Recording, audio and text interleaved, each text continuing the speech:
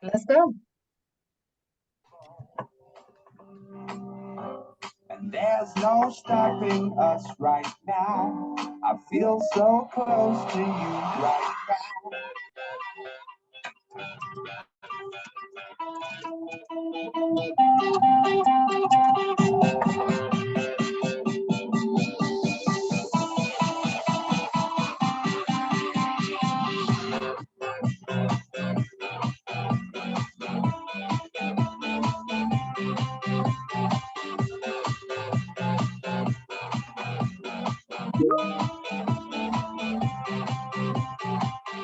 Turn your dings off, Nicole.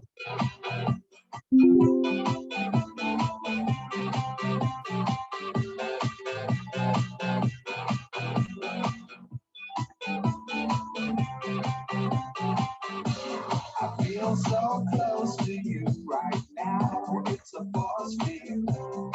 Feel so close to you. Feel so close to all of you. Thank you for being here. Happy Friday Eve. Welcome to another prolific session with Dr. Gianni. So excited for this conversation. Hope you are too. Thank you for being here. Grab some refreshments. Come hang with us. Really excited for this. Thank you for being here. Happy early Father's Day to all of those who are celebrating. Happy Juneteenth as well. Lots to celebrate this weekend. Thank you for making the time out of your day to join us. We appreciate you.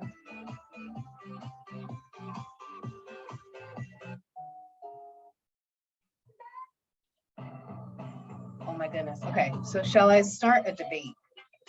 Can you tell me in the chat who is actually doing the singing here? Is it Jennifer Lopez? It's not. Fun fact, it's Ashanti. Yep, I sure is. No shade to Jennifer Lopez. We love J-Lo around here. Does your love cost anything, Dr. Clarkson? What's that? Does your love cost anything?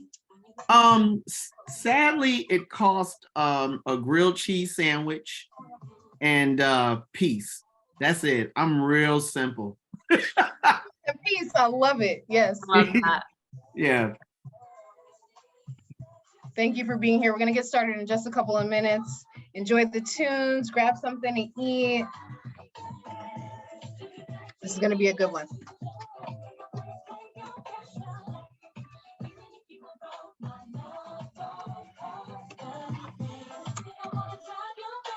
And if you see someone who, well, if you don't see someone who you think is supposed to be here and you think maybe they're on the Teams, please tell them to join us on the Zoom, and I'll keep reminding in the Teams. Sorry for the confusion. Amy, you want to really feel old? She's dating Nelly again. For those who know, no.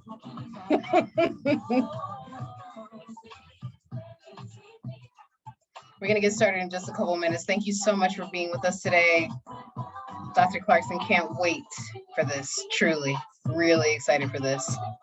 And shout out to our special guest, Ludo. Thank you for being here, sir. My pleasure.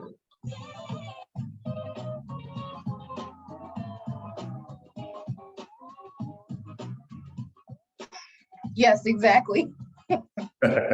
There are matching outfits, Dr. Clarkson. Right. If you know, you know. If you know, you know. If you're from an era where you would see a nice young lady in a jersey dress, you know, you know. You know, you know. Shout out to all the girls with the white toes. Thank you for being here. We're going to get started in just a couple of minutes. Really appreciate you spending this time with us. Really excited for this conversation. Let's give a warm welcome to our fave, Dr. Clarkson. I'm going to get started in just 1 minute. Yeah, Amy, this is my famous 2000s clean throwbacks. That way I don't have to think about whether or not there's any cuss words that may or may not get me terminated. And also to bring a little nostalgia. I will share it in the chat.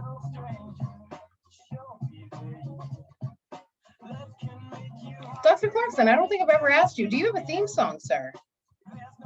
Oh, I have a couple of them. One is Princess, "Baby I'm a Star." I mean, that is definitely one. I'll be a little nerdy with a song that I play at the beginning of every school year. Tony Clark's "The Entertainer." Mm-hmm. And then of course a song that I don't want you to play because it will get you terminated. Tupac's "You Can't See Me." Just listen, if you know, you know. A pair of a million eyes, and you still, I love, oh man, that's, let me be quiet. It's a great song. It's a great song. If you know, you know. Alrighty, I am going to turn the mic over to our own beloved Carla Patton to introduce her dear friend, Dr. Clarkson. Thank you so much for being here. Carla, I'm going to turn it over to you, my dear. Hello, everyone. Yet again, it's Carla here. I just want to welcome everybody to this session with Dr. Clarkson. It's always a pleasure to have you here, Gianni. I'm not just saying that because I know you. I'm saying that because it truly is. And so excited to have this conversation with Ludo as well, fearless leader in the West. Thank you for being here. This is a conversation, and this is in celebration of Juneteenth. Of course, we're always discussing information that people miss. And Juneteenth is a celebration of finding out information that we needed to know. So Gianni is going to tell us some more. A League of Their Own is one of my favorite movies. I can quote it word for word, but you know, it's that 5-second clip in the movie where the Black woman throws the ball back at Gina Davis and almost breaks her hand. So we want to find out more about that part. So Gianni, if you could help us with your presentation, and you all sit back and relax and learn something. Thank you so much. I'm really, Carla, you know, I think the world of you. Thank you, thank you, thank you. The idea that I have known you, I've known more about life with you than without you is insane. So that, of course, is absolutely crazy. But really, once again, I want to thank you so much, Rap, for inviting me back to speak. I forgot one song, Nicole, Biggie's "Warning." I just forgot that. I was thinking about it, knew I was missing something. You ready? We ready. We're ready. All right. So I'm going to go ahead and I'm going to share my screen on, I'll share my screen this way. I have a new monitor, which I'm very excited about. So, it worked out great. So we're going to do this, and then I'm going to get ready to share my screen because I need my sound and everything. All right. I think, yep, that works good. And we're good. All right. So it's just me and you, Lou. You ready? All right. So A League of Their Own, pastime of America, and it's pastime we give them credit. Let me ask you a really peculiar question, all right? And let me see if you all are ready for this. Imagine this, right? Imagine that an alien just comes to America, right? I don't know why this alien is there, just cruising around the world and just comes to America and says, show me 5 things that explain America positively. What would be the things that would be on your list? And you can just share out in the chat, what would be those things that would be on your list? What are 5 things that would be on your list if you had to explain America positively? And anyone can jump in. Just, hot dogs, cool, was a good choice. Beauty of national parks, good call, good call. Thank you, Catherine. Thank you, Emily. Jazz music, Creole food. Come on, Ross. Thomas Jefferson National Parks. The arts, entertainment, maybe. Ethics and religion, diversity. Okay. Baseball. There we go. Our flag. Baseball. There it is. Nice. Mountains, deserts. Oh, someone's cheating a little Broadway theater. Oh, good choice. I like that, right? So all these things, the fashion, darling, nice. All these things are great elements of course, what makes America. And of course, if we're explaining America, positive. Whitman, Mark Twain chose writers, right? So when I went and asked my friends what perfectly explains America, I found my friends stuck in these three pockets. 28% of them said some form of democracy, the fact that we're able to vote, to change leaders, that we vote on our laws and rules. 37% said different cultures. So that wraps into the food, of course, our national parks, because all our national parks represent different parts of America, music, culture, fashion, food. And 35% of my friends, men and women, different races, different ethnic backgrounds, and religious backgrounds, they all agreed on baseball. And I thought that was really weird because, I mean, it's baseball, right? But I can't think of a sport that's more uniquely American than baseball. When I was a kid, I played for the Rosedale Raiders. Go Raiders! And of course, I played third base, and I loved playing baseball. There's something unique about baseball, right? And this is why there's this unique argument that baseball will always be America's pastime. It's not in a rush. It's something that doesn't rush. It's 9 innings. You're not going anywhere. It's not demanded on a star, so to say. It's demanded on a team, where with basketball, you give the ball to one person, that one person does score. The quarterback is the franchise face of an organization, right? They have the ball good majority of the time, whether the opposing team, and they make all the decisions. It's not demand on the star. Any age can play professionally, right? Like, think about this. There are people that have played baseball well into their 40s. Why? Because we put them in a position to, well, you don't have to run anymore. You just be a designated hitter. Just hit the ball. And still, you can be a part of baseball. And it demands that you be a team, right? We know for a fact that it goes back to what I said earlier about it's not demand of a star. All those players have to significantly be good at their job for you to win a championship, right? That is what baseball is. How much do we love baseball? Well, baseball on film. We actually leave the field and watch it on the silver screen. Here's some of the greatest successful movies over the past 40 years. Field of Dreams, Rookie of the Year, Bull Run, The Natural. These are all movies that are based on America's pastime, which is baseball. And believe it or not, the highest grossing baseball film of all time is, yep, A League of Their Own. $252 million, and this film is still making money to this day, and it's still counting. It still has some of our favorite phrases. There's no crying in baseball. Like all these really great phrases that are inside of baseball. It's Tom Hanks, it's Madonna, it's Rosie O'Donnell, it's Lori Petty, it's Gina Davis, and it's wrapped into this thing. And in fact, no matter what time of day on TBS once a week, it plays. Trust me, it plays on TBS or TNT. Ready? It's really a movie that's about a lot of people who may not know. Oh, good call on The Sandlot. Sandlot's great. So another good call is here we have the All-American Baseball League. Baseball was so important to us as a country in the midst of the 1940s that people demanded and just had a thirst for baseball so much that they said, well, why not create this girls' league or this women's league called the All-American Girls Baseball League?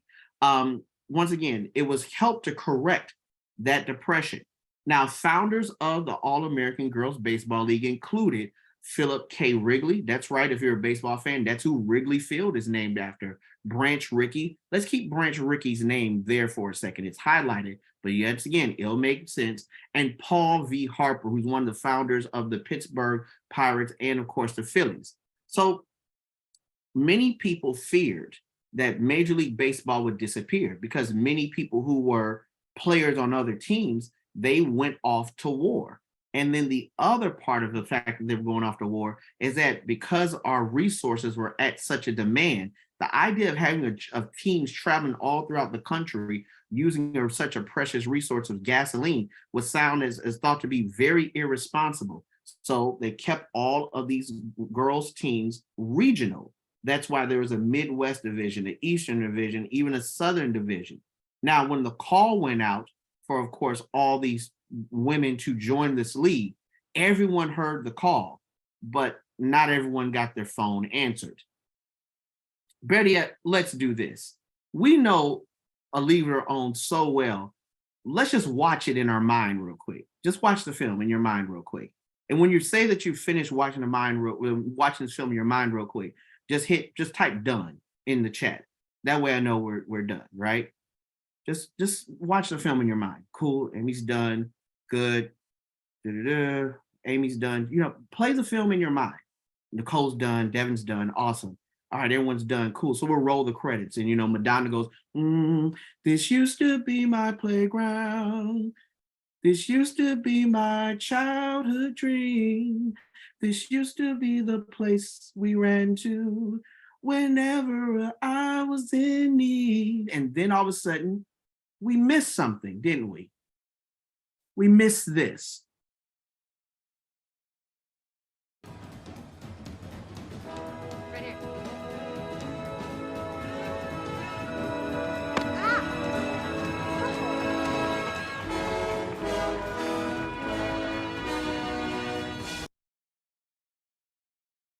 Now, if Carla probably would not have said it, a lot of people would have completely forgot that part in the movie existed.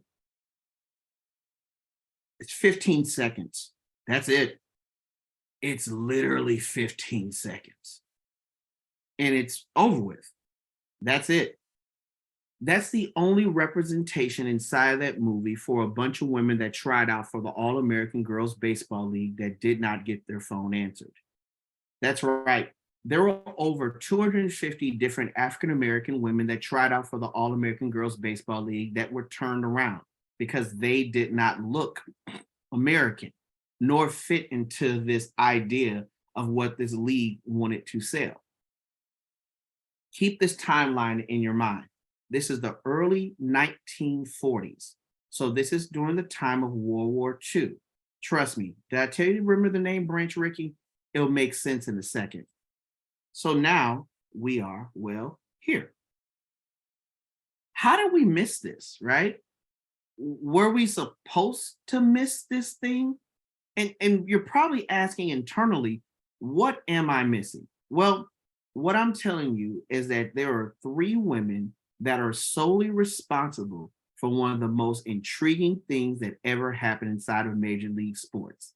Trust me, I'll explain it. Welcome to Mamie Johnson, Tony Stone, and of course, Connie Morgan. These are the ladies of the Negro Baseball League, who at one time or another said— And Dr. Clarkson, yes.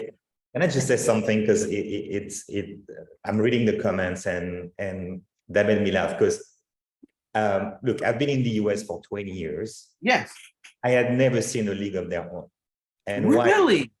Because that movie never made it in Europe, or to my knowledge. Look, in the 90s, no internet, no flicks on Netflix. So it just passed. So I watched it last week. What'd you think?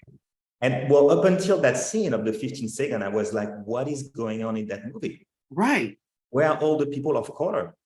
I was like, this is crazy. And then he hit me because I'd never, learned to that point about that part of, the early 40s, as you said, right? And the real segregation.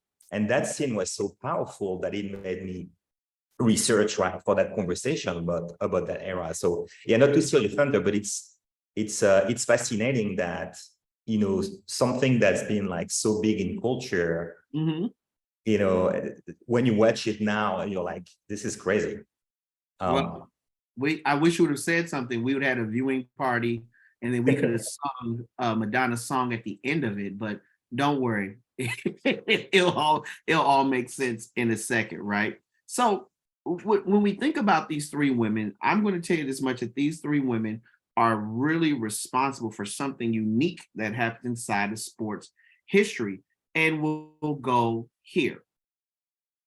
So when I tell you that the story of Negro League baseball is interesting and convoluted and tangled all over the place, it gets more and more tangled and all over the place then by a woman by the name of Effie Manley. And we'll label Effie Manley the pioneer, right? Effie Manley is born into a family with a Black father and a white mother, and she decided to start her own Negro League baseball team. She also is responsible for the integration of baseball and partnered with Larry Doby. She also given the credit of becoming, listen carefully, she was given the credit of becoming the first African-American woman inducted into the National Baseball Hall of Fame. Here's the thing about Effa. She's not Black. No, I know this sounds like I'm being telling a little joke here, but she's really not Black.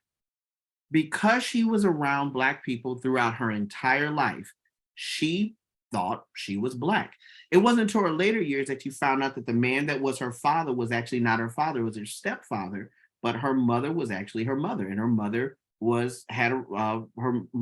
was with another white man. That's how Effa came into this world.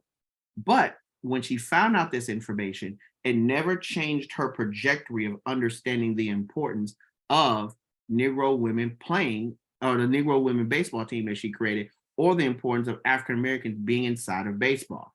Yep, she's given credit as the first woman inducted into the National Baseball Hall of Fame, but there's always this backstory that she identified as being Black.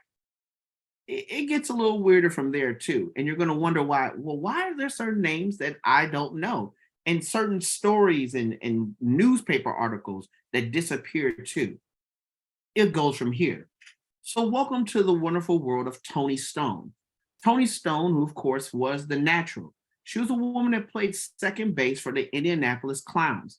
And one of the things that came up was that when she was asked, after her refusal of not being allowed to play in the All-American Women's or Girls Baseball League, she decided to play with other African-American.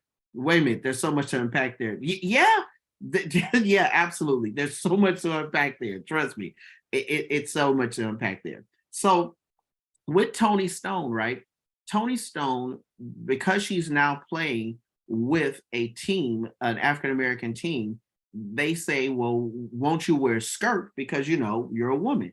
She absolutely refused to do that and put on the same uniform as, of course, her male counterparts. Now, the reason why she even got the position of playing second baseman with the Indianapolis Clowns is because she replaced the Hall of Famer. The Hall of Famer that she replaced was Hammering Hank Aaron. That's right, the home run king, Hammering Hank Aaron. She replaced Hank Aaron. So if she's replacing Hank Aaron, you know that she was amazing at baseball, right? There's also, of course, the story of when the Indianapolis Clowns decided to play the New York Yankees. And of course, a white gentleman from the New York Yankees staff yelled at her, why don't you go home and fix your husband some biscuits? Well, that probably was the worst thing that anyone could yell, because after that, she went on a 3-for-4 tear and wound up winning the game for the Indianapolis Clowns in an exhibition game. Now, the incident was such a big deal and raised so much embarrassment that writers were asked not to record this.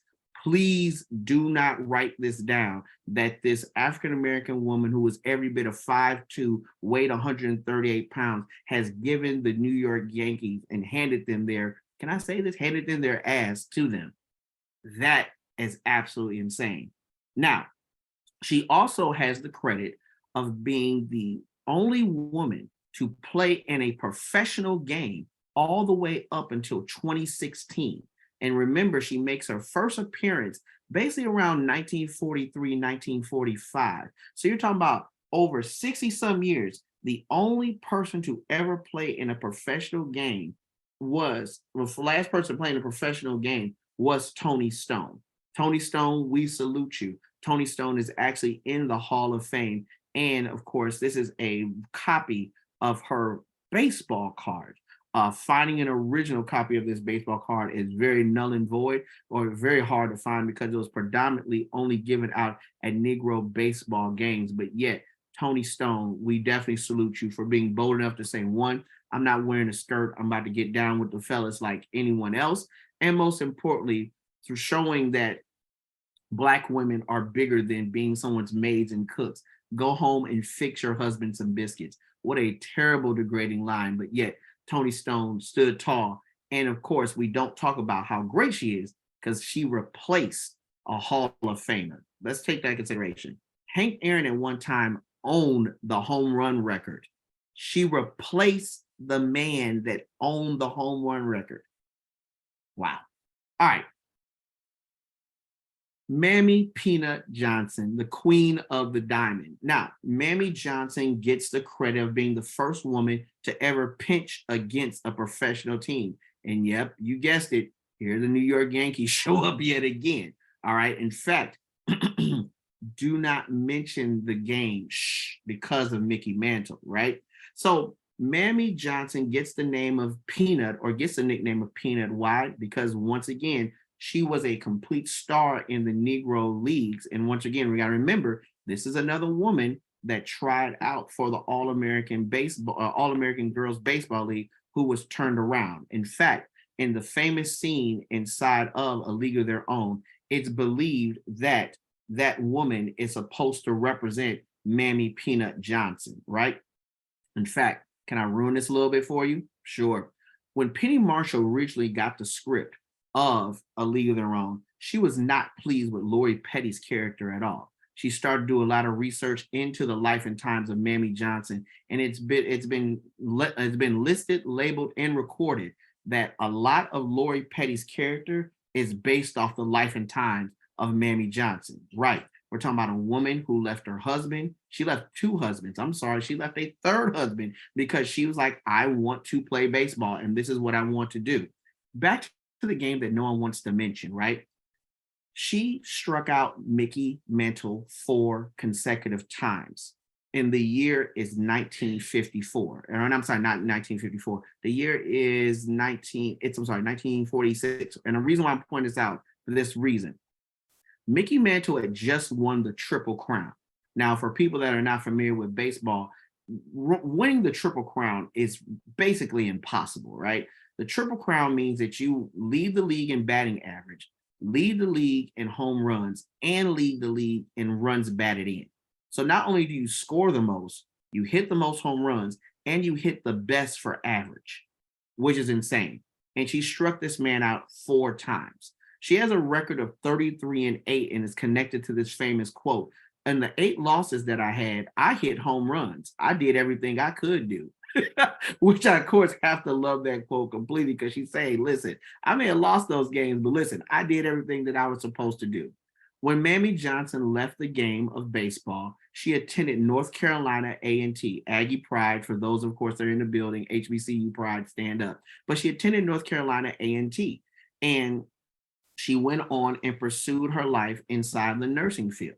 She, of course, spent the rest of her life in the nation's capital, Washington, D.C., and there is the Mammy Johnson Field, the field that's named after her, that's right across from what? Howard University, which, of course, is another HBCU. This is a picture up top of Mammy Johnson, and she, of course, played for the Clowns at one time, and this is her famous jersey.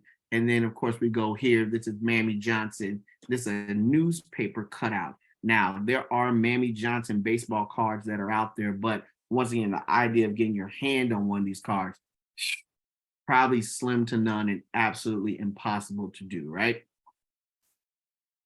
Hey, Jenny. Yeah, I see you had a question, Lou. I felt it.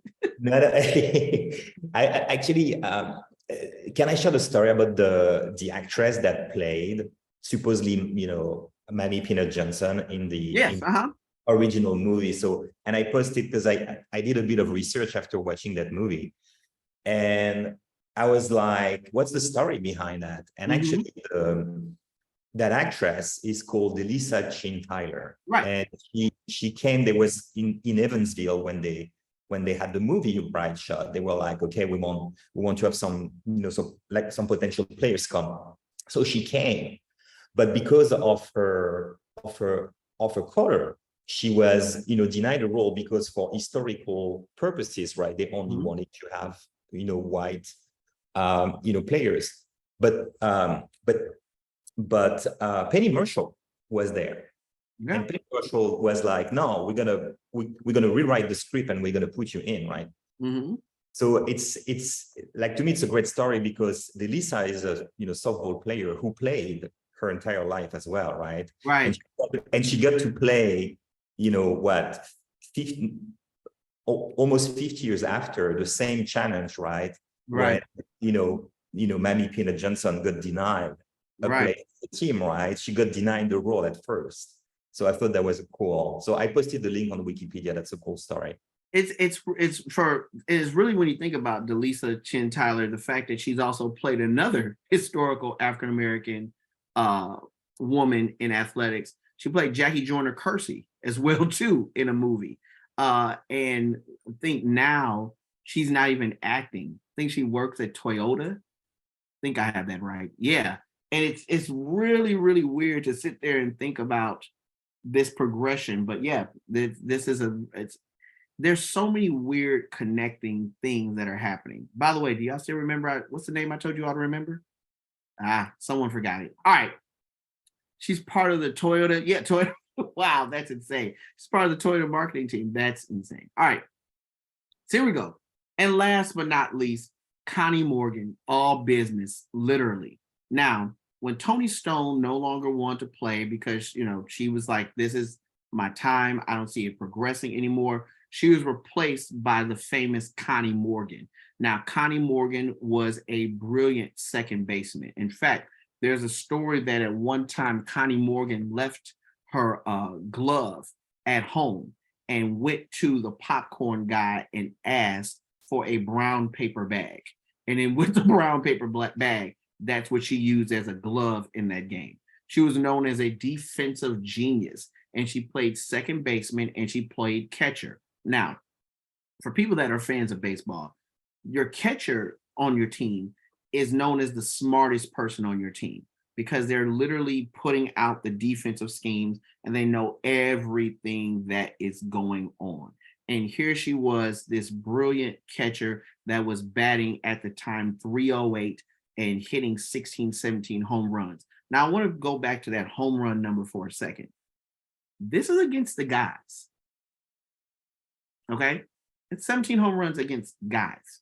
There are guys currently in the major leagues right now that don't have 17 home runs. I'm telling you, in the Negro leagues, that Connie Morgan was hitting 17 home runs with less games. The current season's like 162 games. She's playing maybe 40, maybe 30 some games whenever she can get a game in, which is insane. My favorite story about Connie Morgan, and this is something I found out from a great uncle, is the wardrobe malfunction against, yes, you guessed it, the Yankees, right? Because once again, for some reason, the guys up 95 love coming down 95 to kind of get their ass handed to them. So there's a famous story where Connie Morgan, who was playing catcher for the day, that her catcher's mitt just exploded. Once again, due to just shoddy material, not having the best of anything, that she's stuck. So she's playing catcher bare knuckle. Slow down. Let me explain what this means. Your average pitcher at that time is throwing a ball maybe 65, 70 miles per hour. She's taking on those pitches inside of her, the breastplate or the basically the cover, and trying to catch these balls barehanded and still catching them. And she threw out 3 runners that day. Can you think about that? Catching something at 65, throwing it to second base. Connie Morgan was that truth. In fact, part of her business degree or her desire inside of business is that she helped to create a team called the Honey Dippers. And the Honey Dippers inside of Philadelphia was an all-women's league or all-women's baseball team that traveled and played other Major League Baseball teams for exhibitions. After they went undefeated, a 16-0, nobody wanted to play the Honey Dippers anymore because they had no way to really make any money. Of course, the Honey Dippers disbanded, and of course, Connie went back to business. Well, what I mean by back to business, she went to business school. I found this little trinket along the way. when it announced Connie Morgan's retirement. I'm so excited that I found this. So this is the actual newspaper article where it talks about how Connie is leaving and she's going to go to accounting courses. And I want you to pay real close attention to this. Connie goes to the William Penn Business Institute. Anyone know what that is? You're going to look it up. I know you are. Stop Googling it, and it's not going to show up. So I had to backtrack, retract, and look at what the William Penn Business Institute is. It's not Wharton. Oh, Connie Morgan's an Ivy League woman. That's Penn. Yeah, Penn. At one time, Penn's business program was known as the Business Institute. So the fact that you have this African-American woman in the 40s who is literally going to Penn. Now, there is really no information about her attending Penn, but everything that's inside of research leads to the fact that she went to Penn. She, of course, unfortunately did not live that long. She died at the age of 60 due to just health complications, and those complications are not really identified. But here's the fact that this woman leaves after this really brave business venture, goes into business school. She works a long time at a corporation. I forget, I'm losing my mind right there, but also heads back. I also want to point out this too, and I have this candidate that's here. Connie Morgan is also given the indirect credit of being the first African-American woman to play baseball on international soil as well too, because she left the Honey Dippers at one time and traveled with the traveling Negro baseball team. So this all alone makes Connie Morgan's life simply amazing.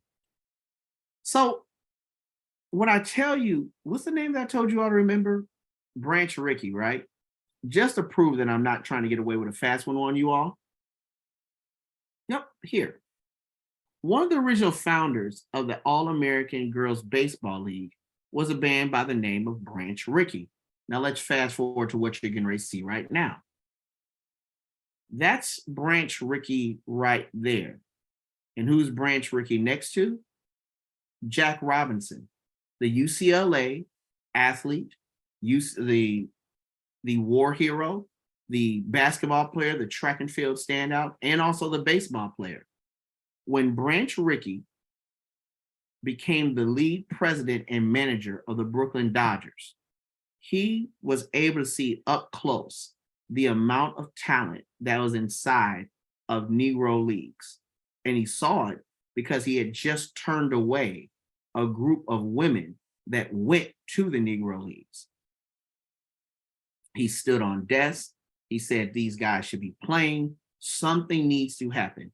He was the first to see a cool Papa Bell, the first to see a Josh Gibson, all these people. And because Branch Rickey served in the military, Jackie Robinson served in the military, he felt that Jackie Robinson would be the perfect person to, of course, cross the color line. And of course, on April 15th, 1947, the world is introduced to Jackie Robinson. Now, let's just go back because I want to show you all this. Without these women, it could argue, or there's a clear enough path line that suggests that there is no Jack Robinson, because the only way that Branch Rickey finds out that this Negro League exists is because he's so intrigued about where do the most talented African-American women who tried out for the All-American Baseball League go.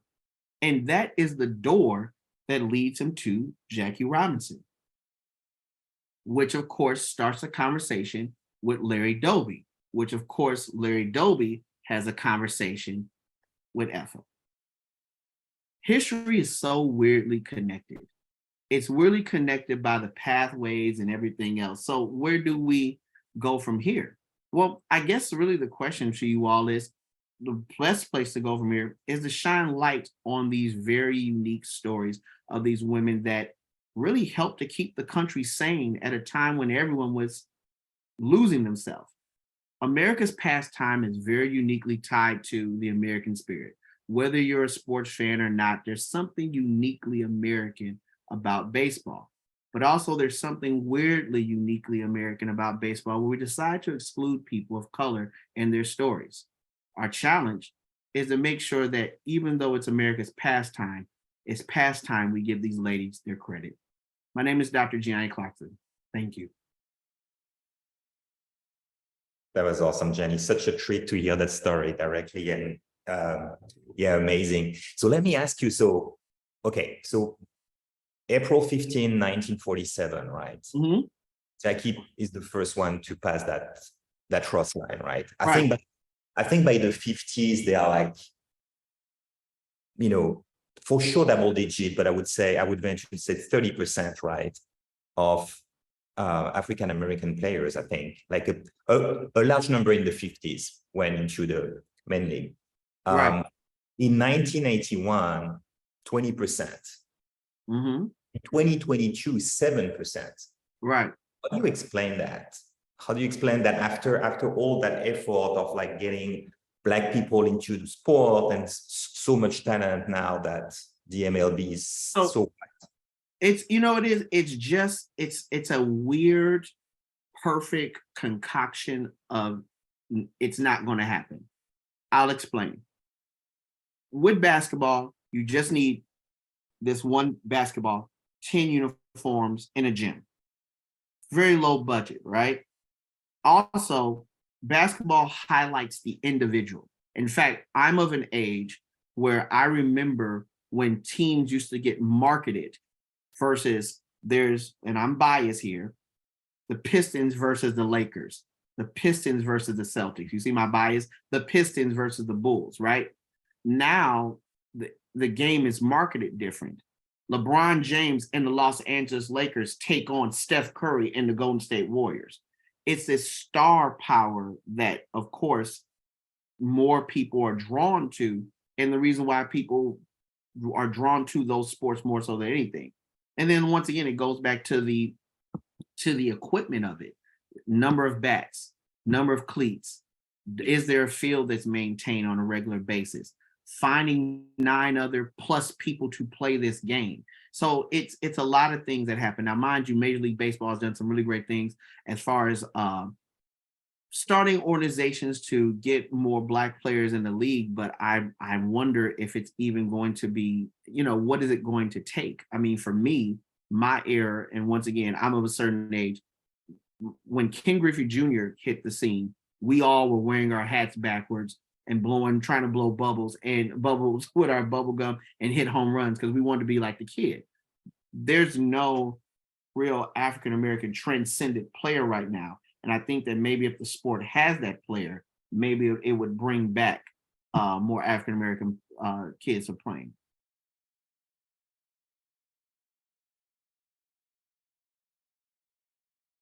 There's a question in the chat it's only to the host and panelists. So Gina Davis went on to found her Gina Davis Institute on Gender and Media, through which she and the team quantified the way women showed up on screen.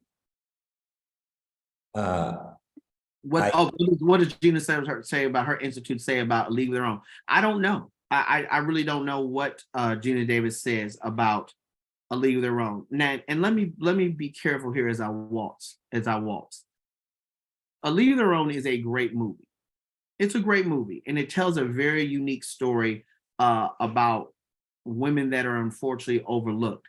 But it goes back to, what I say all the time. Sojourner Truth had it right all along. Ain't I a woman? And I think that sometimes that inside of women's movements, women of color are said, no, this isn't for you, it's for us. And then that's the reason why it can't really be fully a connected movement, because you're still asking someone to sit in the backseat when you're trying to move forward. I would love to know directly what her thoughts are on the movie, and especially considering that the new series does a good job of highlighting what was the life and times of African-American players trying to insert this league that was originally marketed to be for everybody. So I would love to know what her thoughts are. I would love to know that. And that's actually something I probably should research. Great question, Sherry. Thank you. Hey, Rob posted something saying similar thing attributable to Black participation in golf. I think when you were talking about just access, right? What other sports? I know you and I talked about tennis, Right. and some athletes like Althea Gibson and others, right? Around that time. Like, could you share with the team maybe some areas where they can go and explore and educate themselves on some other areas? Right. So like for growing up, I played golf for a little bit, right? So, and it's always this, golf and tennis are sports that are based on a class, right? And if you don't have a certain amount of wealth, you don't look a certain way, you think these sports are not for you. There's a really great picture of Althea Gibson when she's in Harlem and she's literally holding a tennis clinic in the middle of the street. And that is kind of what it is this introduction that this is possible, right? Even now with golf, First Tee is a program that is all throughout the neighborhood of where I service students here in DC. And their major goal is introducing kids to the sport of golf. And they do it at a nominal cost, even so much so that they give kids a bag of clubs for free. So there is that bridge building that's there that people find to be important. It's just whether or not families, communities of color are taking advantage of those things, right? So inside of my community is 50-50 African-American and Latinx students. We're trying to introduce a lacrosse program, and it immediately comes with some concerns. Well, I've never played lacrosse before. Well, I've never seen lacrosse player on my ESPN. Is there a professional league? How does this connect me to this fame and fortune? And it's like, stop worrying about that. Just try. And I think that's going to be the mindset of when it comes to baseball, golf, and tennis, just encouraging all children just to try. You've seen enough baseball, basketball, football. You've seen enough of that. Just try it and see where it goes from there.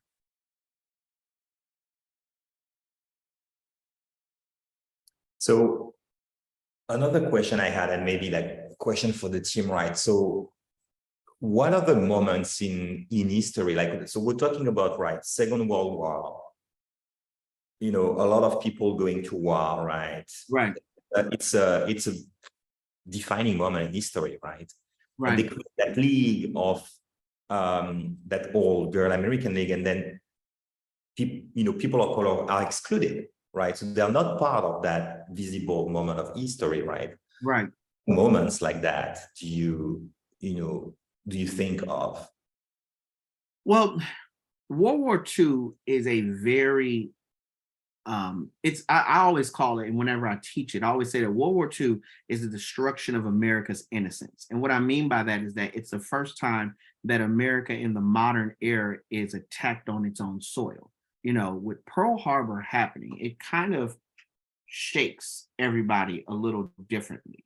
And that's the reason why the world is there's so much attention. And we don't believe that this one thing that happened. And we need to be on high alert. And because it's high alert, it affects the daily operations, right?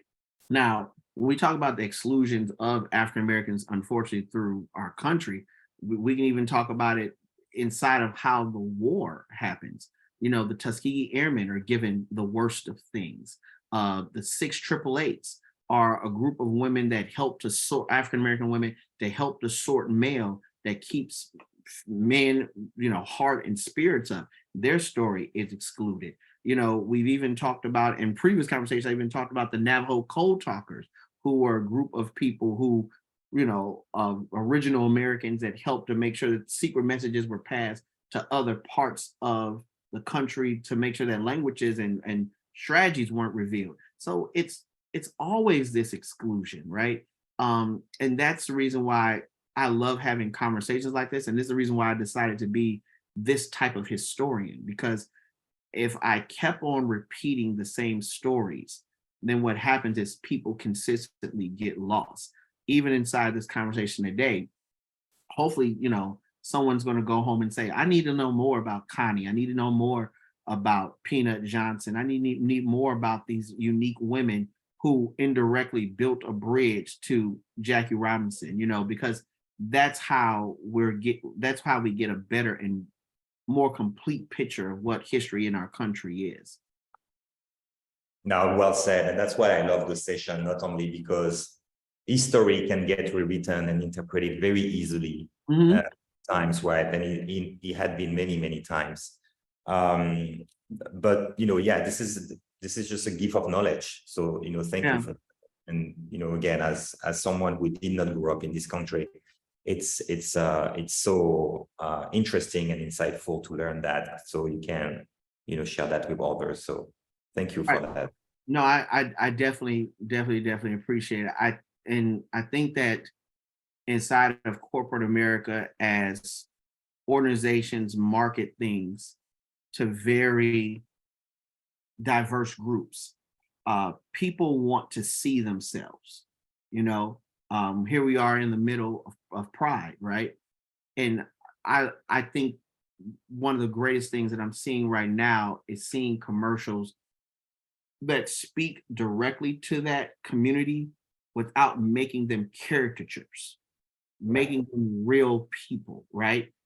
When I see African-American stories inside of commercials and marketing, and they make them real people, it makes me really excited. And I've literally seen the bridge of watching African-Americans be real people in marketing.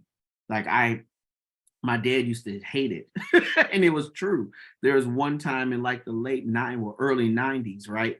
Anytime you saw someone that was African-American, the first thing you heard was the beat drop, and they started rapping to you about why this business was great. And you're going, Jesus Christ, that's not us, that's not who we all are. and I think that's what really that's what smart, the intelligent is. Like, I want us to be more cognizant of everyone's story and be not tolerant. And that's a word we have to get rid of when we talk about diversity and inclusion. I don't want you to be tolerant of me. I want you to be inclusive of my story, accepting of my stories, because you tolerate the fact that the air doesn't work. You tolerate that you ordered the Caesar salad, but a Cobb salad came.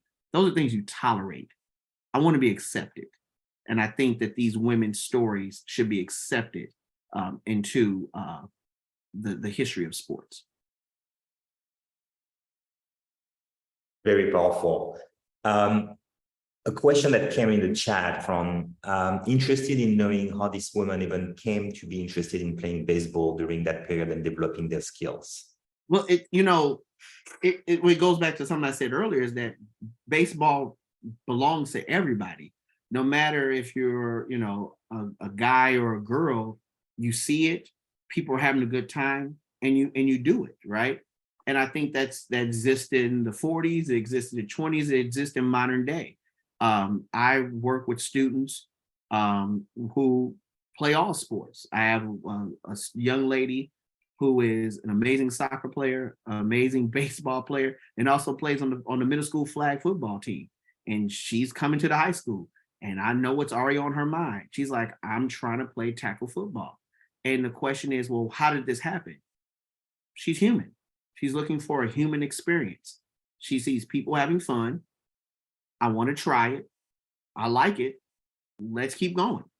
And I think that's how we're all introduced to things. So I don't think it's I think the founding story of how these women were introduced into baseball is a lot more simpler than we believe. It's just a fact of looking for a human experience. That's it. Yeah.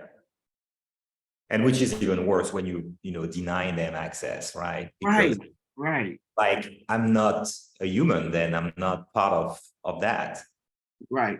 Of that simple game, of that simple feeling, like that sport is fun and it should be all inclusive and all that stuff. That's the part that I think got on everybody's nerve, like in that scene, because you're like literally, just not giving them access. Right. And I challenge this to anyone that has said, oh, you throw like a girl. No, she throws like an athlete who's trying to get better. You know, let's not do that, right? And it goes back to something you said, is that it's about being inclusive about the human experience, right? Just being very inclusive of the human experience. So I'm hoping that as sports are starting to grow, that we're becoming more inclusive of things. You know, I'm excited about the WNBA season, right?